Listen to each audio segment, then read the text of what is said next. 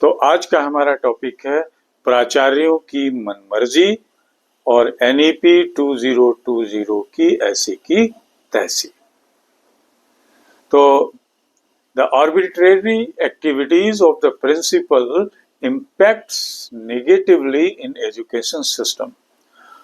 और NEP 2020 में जो टीचर्स के लिए सहूलियतें लाई गई थी उसके लिए कि ताकि वो क्वालिटी एजुकेशन दे सके, उसको पीछे खींचने का काम, सरकार की उस मंशा को फेल करने का काम हमारे एडमिनिस्ट्रेटर्स और प्राचार्यों के जरिए हो रहा है।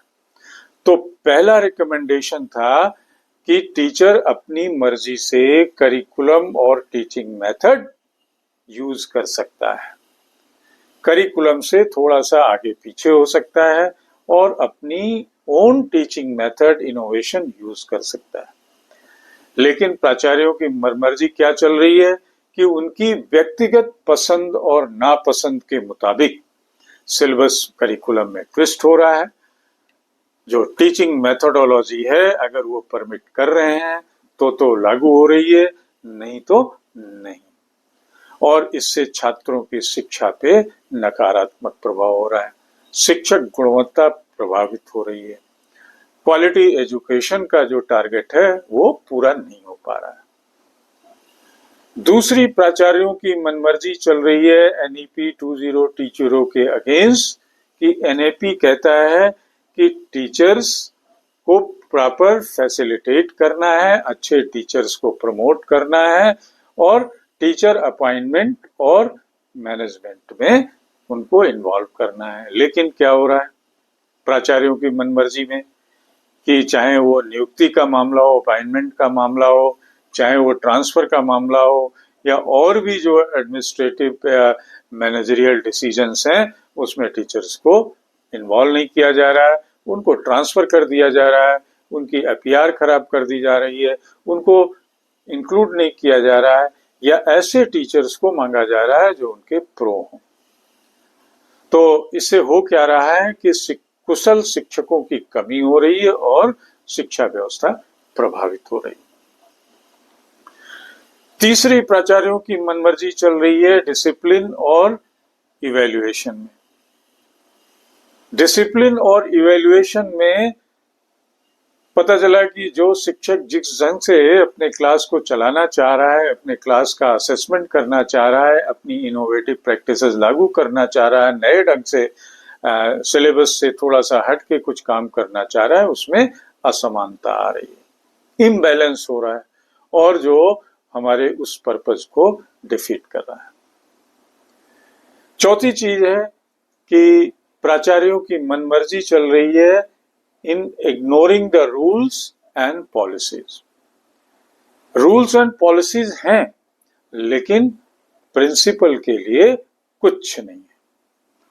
NEP 2020 के स्टैंडर्ड्स को फॉलो नहीं किया जा रहा है, वो रूल्स और पॉलिसीज को तिलांजलि दे दी गई है और अपनी मनमर्जी के रूल्स और अपने मनमर्जी से सब कुछ किया जा रहा है।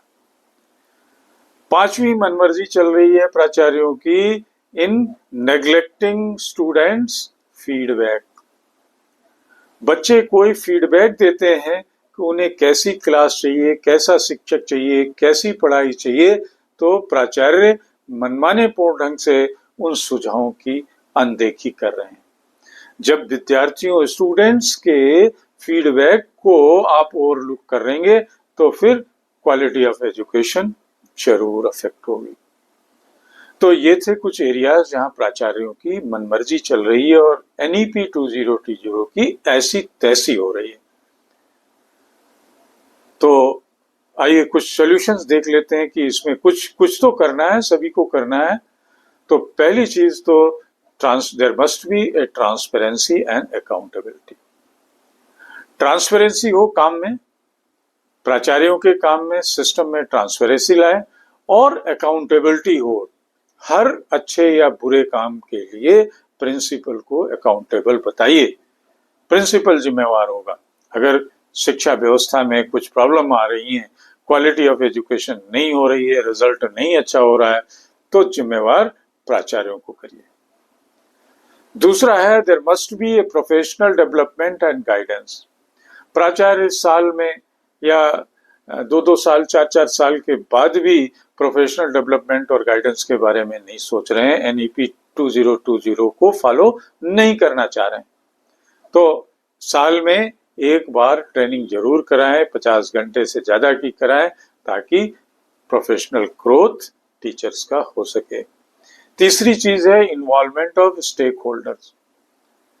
प्रिंसिपल तानाशाह बन गए हैं, वो टीचर्स को, स्टूडेंट्स को, पेरेंट्स को किसी भी उसमें अपने काम में और अपने डिसीजन में इन्वॉल्व नहीं करते हैं, तो उन सबका इन्वॉल्वमेंट होना चाहिए। सब मिल के काम करेंगे तभी स्कूल अच्छे चलेंगे। और चौथी चीज एडहेरेंस टू द पॉलिसीज, जो नीतियां हैं, जो रूल्स हैं, रेगुलेशंस हैं, उनको फॉलो करना है, क्योंकि जब principal head of the institution इसको नहीं करेगा तो फिर अपनी जो रोल मॉडल नहीं दिखाएगा तो नीचे वाले बट नेचुरल है उसके मुताबिक काम नहीं करेंगे। तो आशा है सभी मिलजुल के इन सॉल्यूशंस पे काम करेंगे और शिक्षा में जो एनईपी का 2020 की धारणा थी कि शिक्षक को फैसिलिटेट करना है, उसको जरूर करेंगे ताकि शिक्षा की क्वालिटी और ऊपर उठ सके। धन्यवाद, नमस्कार। Channel @Mr. Sudeep 104 को जरूर शेयर एंड सब्सक्राइब करें। Thank you.